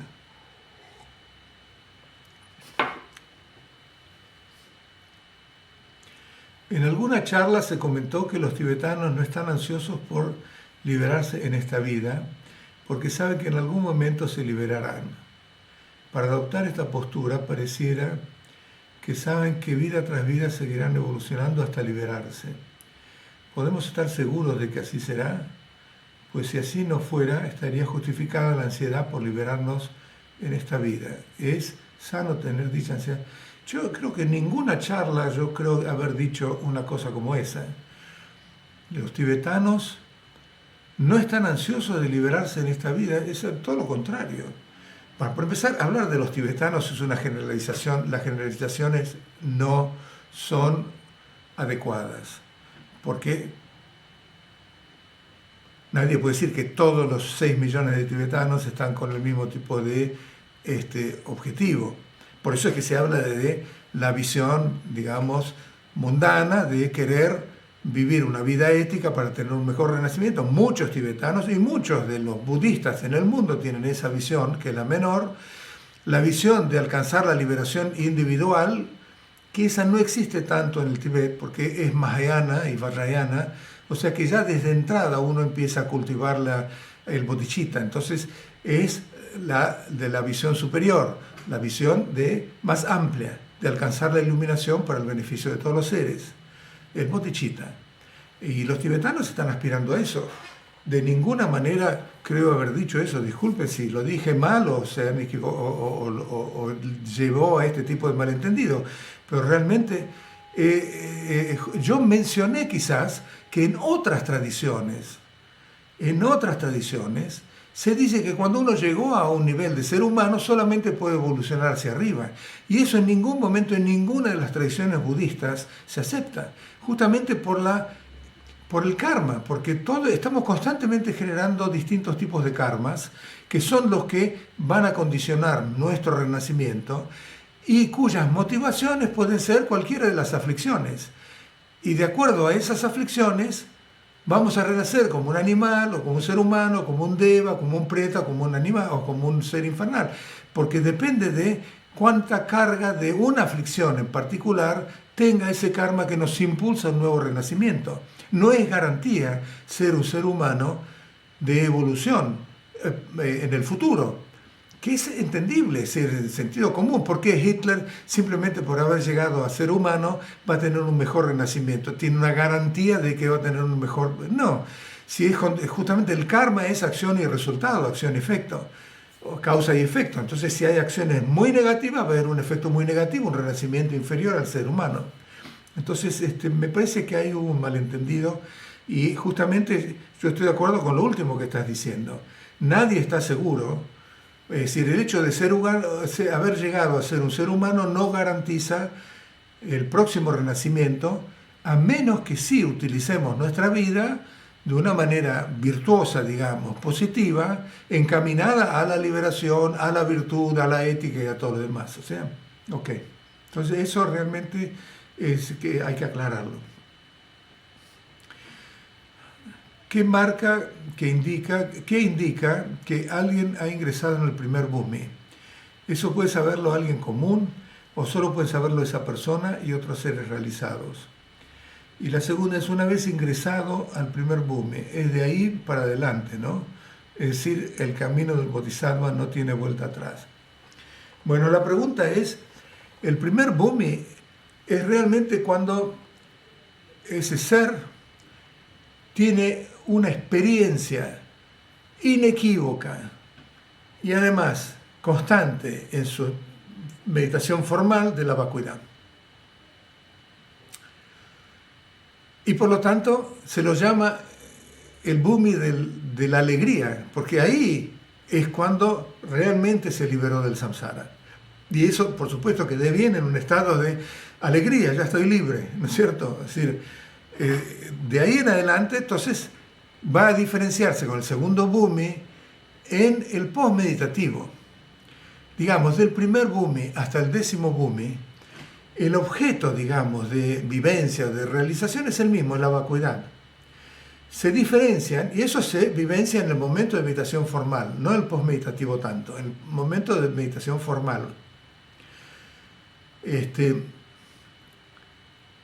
Entonces, la diferencia también, me dijo a mí Dorso Rinpoche, si bien el objeto es el mismo, porque siempre la mente está, digamos, descansando es ser consciente de su propia naturaleza, que es como la vacuidad o el espacio, es decir, en ese estado de mente natural, igual hay variaciones de la intensidad de lucidez o de claridad entre un bhumi y otro también en el momento de meditación formal. El objeto es el mismo, pero hay cada vez más familiaridad, cada vez más lucidez, cada vez más claridad, cada vez más constancia, digamos, en familiarización con ese estado de bhumi a bhumi.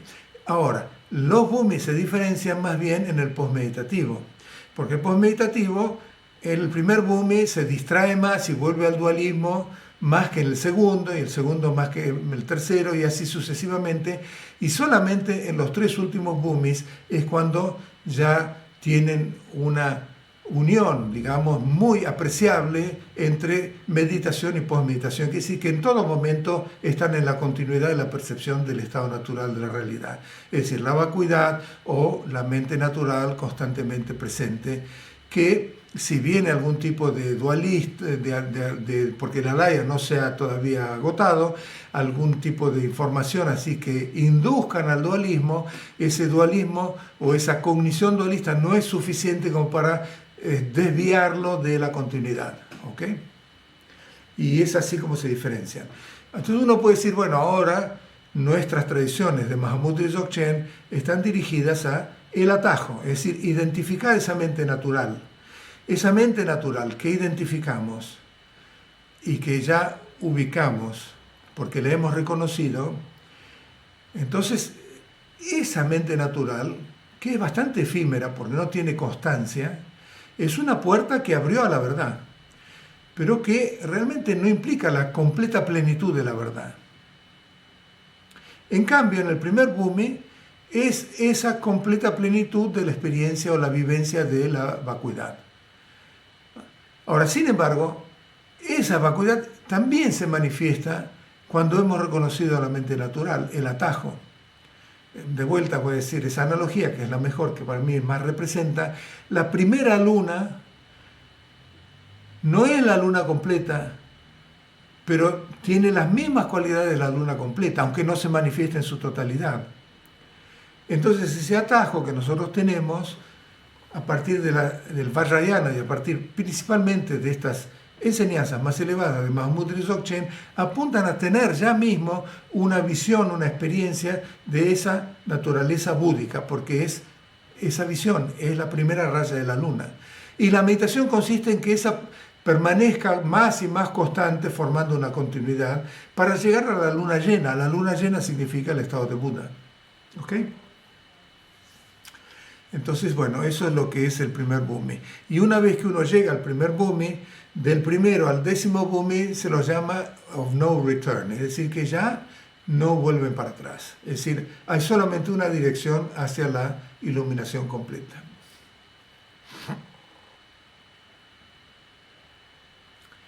¿Cómo hacer para no pensar o que desaparezcan cosas del pasado cuando uno estuvo muchos años con alguien? Mirá, todas las enseñanzas que hemos estado viendo tienen que tender a eso, ¿no? Es decir, inclusive pensar en el Tonglen, pensar en la moral altruista, en la compasión, todo eso también va a ayudar, pero la práctica de shamatha justamente es una técnica como para no permitirnos pensar, ¿ok? No reprimir pensamientos. Van a seguir surgiendo pensamientos, pero lo habitual en nuestra mente distraída es ubicarse en el pensamiento y de esa manera pensamos. Y en la práctica de shamatha es fortalecer eso, fortalecer constantemente la presencia. Cuanto más fuerte sea la presencia, más débiles van a ser los pensamientos y menos tendencia vamos a tener a pensar. Con una persona que uno ha estado muchos años o no, igual uno tiene historia, con 1, 10, 15 personas o miles de personas. A nuestra edad, ¿cuántas personas y cuántas situaciones hemos tenido? Y si uno no se entrena a no dejarse pensar en eso, entonces, bueno, va a pasar toda la práctica de meditación pensando y todo el resto del día también distraído pensando, ¿no?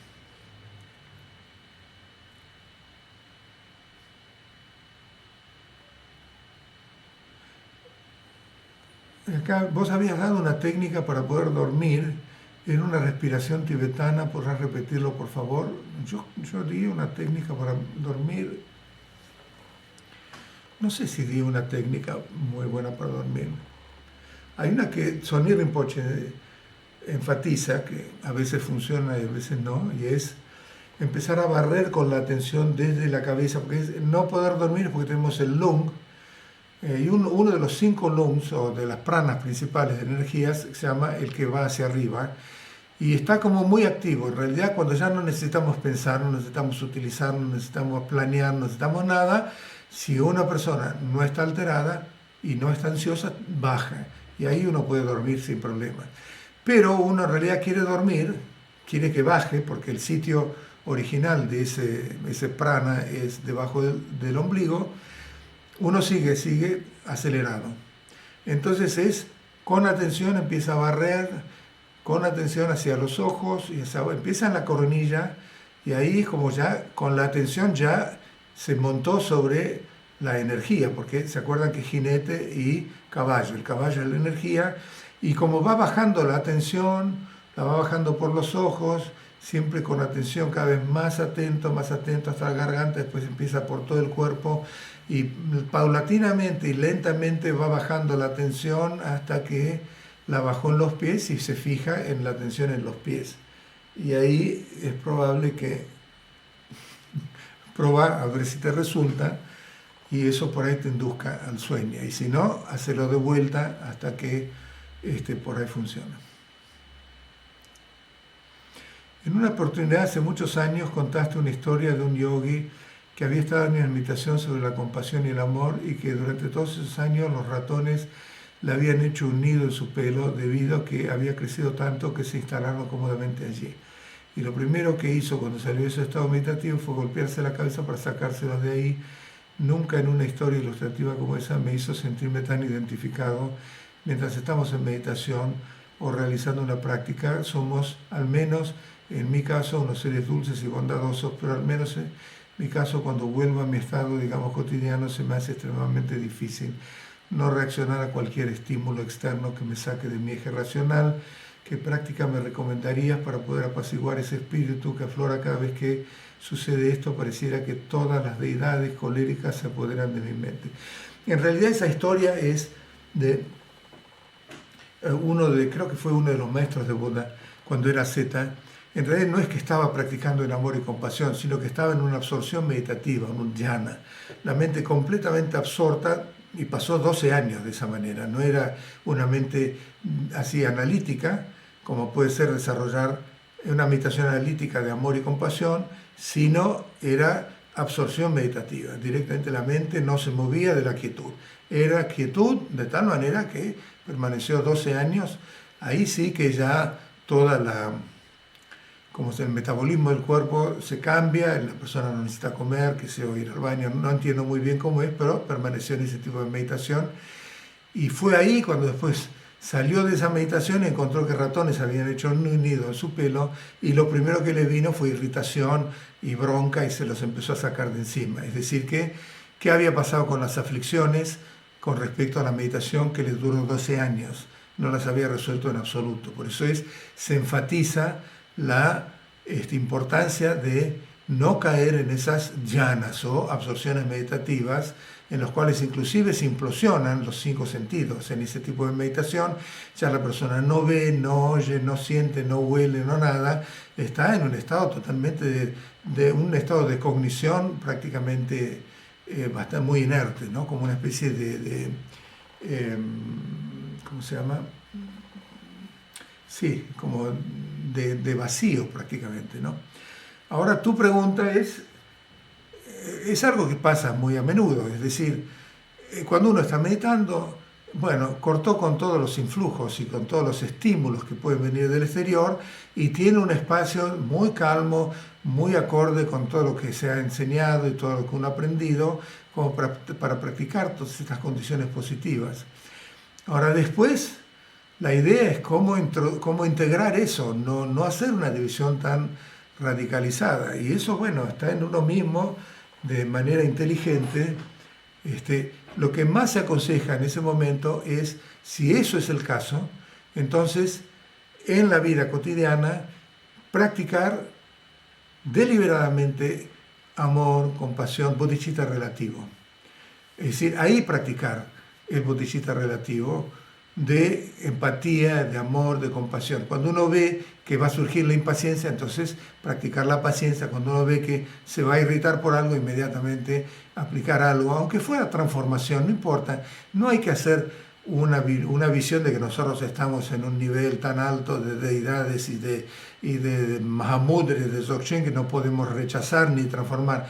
Rechacemos, transformemos, hagamos algo, pero durante el resto del día seguir con el aroma, digamos, del Dharma para que nos acompañe y que en vez de reaccionar con las situaciones, que es lo que sucede, recibir esa situación en ese espacio interior que hemos cultivado en la meditación formal y que no nos golpee directamente y nos permita responder desde un punto de vista de la práctica o del Dharma, ¿no?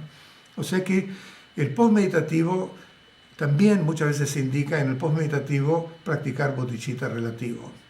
Y si uno puede también, y el bodhicitta relativo es un poco difícil, porque la situación es difícil, recurrir al absoluto y empezar a percibir que esa situación en realidad es como una alucinación, es como un sueño, que no tiene una realidad concreta, etcétera, para despegarse del apego de que las cosas son tan reales, que es lo que nos acompaña constantemente. Entonces, ahí recurrir al bodhicitta absoluto, a lo que entendemos intelectualmente, aunque sea, de lo que es la vacuidad y la ausencia de realidad intrínseca en las cosas, ¿no?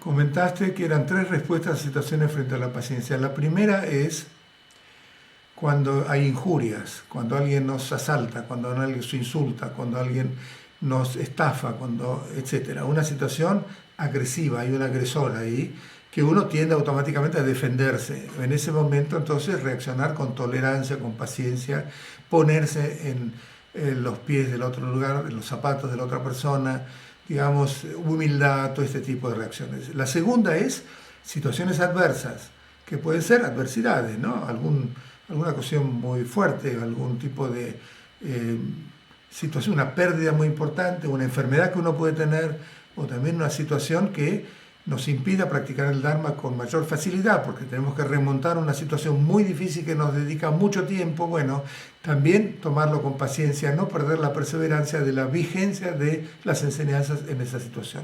La segunda. La tercera es paciencia con respecto a las verdades más profundas, que no nos induzcan por el hecho de hablar de la vacuidad, de que el ego no existe, de que en realidad no somos nada, que somos simplemente un mero nombre en un montón de factores, que no nos dé terror, que no nos dé miedo, que si nos da algún tipo de ansiedad, bueno, paciencia en el sentido, bueno, ahora no lo entendemos, pero seguir adelante, no perder el camino simplemente porque son demasiado profundas y no las puedo entender y no las puedo asimilar ahora, sino con paciencia, paulatinamente, podemos poder acceder a eso. Y esa sería la tercera paciencia.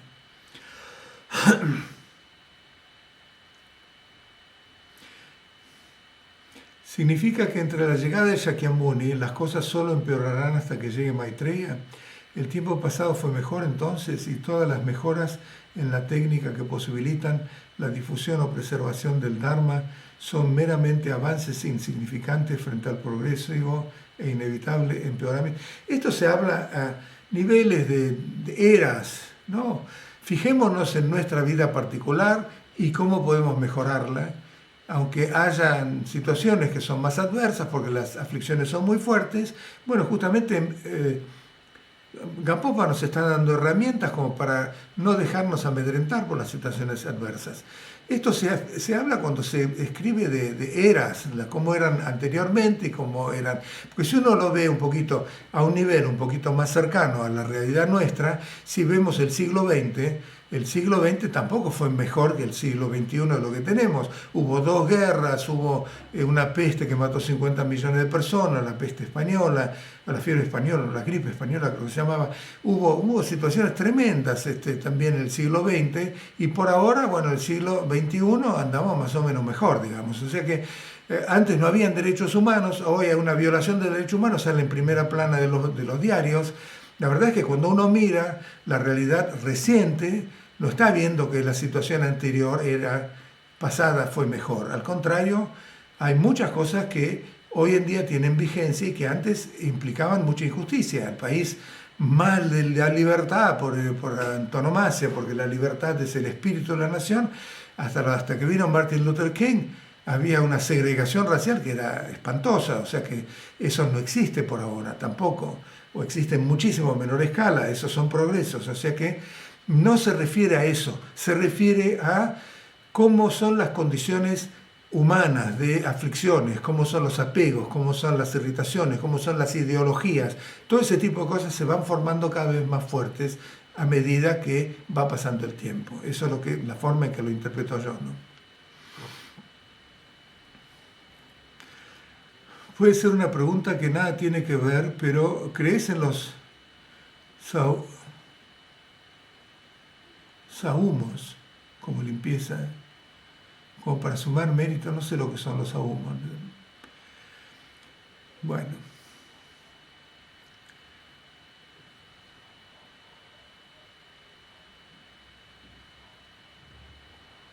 Bueno, acá hay pedir una explicación de la sabiduría similar al espejo y su relación con la autoliberación de las emociones. Eso lo vamos a ver un poco más adelante cuando hablemos de las sabidurías y cómo son la contracara, digamos, de las emociones aflictivas.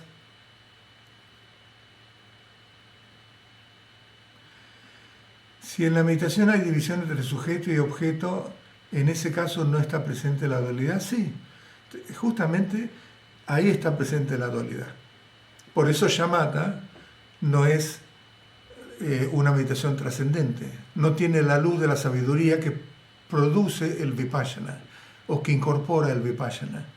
En shamatha todavía hay una noción muy sutil de meditador posándose en el objeto de meditación, que sería el ahora, lo que está sucediendo en el ahora. Hay una división entre objeto y sujeto. Sigue habiendo un dualismo. Eso es lo que hace que shamatha no sea una técnica en sí misma liberadora. Es un peldaño que facilita la liberación con el vipassana, porque si tenés la mente muy distraída es muy difícil acceder a la luz del vipassana, pero en sí misma, si uno queda anclado en eso, no te liberás. Renacés como en algunos devas o algo así, pero no te liberás del samsara. El recuerdo como pasado es una actividad de la conciencia en el ahora. La expectativa de lo que va a ocurrir en el futuro también es una actividad de la conciencia en el ahora. Gerardo, ¿podría decirse que el ahora es la totalidad del tiempo o es el más allá del tiempo? El ahora mismo es, el ahora que vos estás definiendo es un concepto más. En la descripción lineal de pasado, presente y futuro, en el cual funcionamos nosotros con nuestra mente conceptual. El recuerdo del pasado, sí, ocurre en el ahora. El recuerdo del futuro ocurre en el ahora. Pero hay una cosa, que el pasado y el futuro ya no existen. El futuro va a existir, pero no sabemos cómo. El pasado ya se perdió. El recuerdo es simplemente un recuerdo en el ahora de algo que sucedió, no es la vivencia del pasado. Es decir, cuando uno está hablando de vivir en el momento presente, está hablando de lo que ocurre en este mismo presente. Es decir, cuando se habla de que todo es ilusorio y que la vida es un sueño, bueno, no es difícil eso, porque si uno recuerda lo que pasó desde la mañana hasta ahora, quedó como un sueño. Y por supuesto lo que va a pasar es como un sueño, porque todavía no ocurrió. Pero las enseñanzas nos llevan a que en este mismo momento de la hora percibamos que es como un sueño. No intelectualmente, sino que cambie nuestra cognición, nuestra percepción y que lo vea como es como una película, como un sueño. Y eso sucede en el ahora, pero es una hora que desde ese momento en adelante ya tiene otra característica, que no es el ahora lineal que nosotros tenemos como concepción, ¿no? No sé si contesté tu pregunta, pero bueno.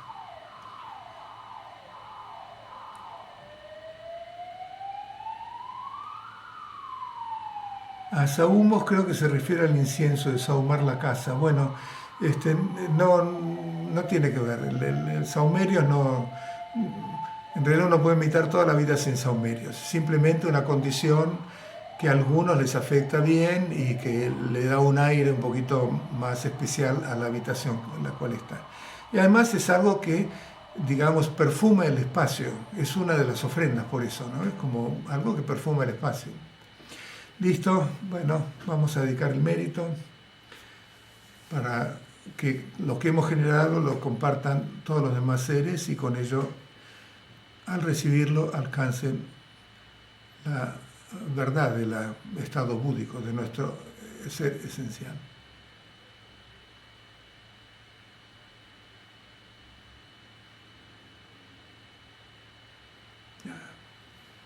Nos vemos el miércoles o el domingo.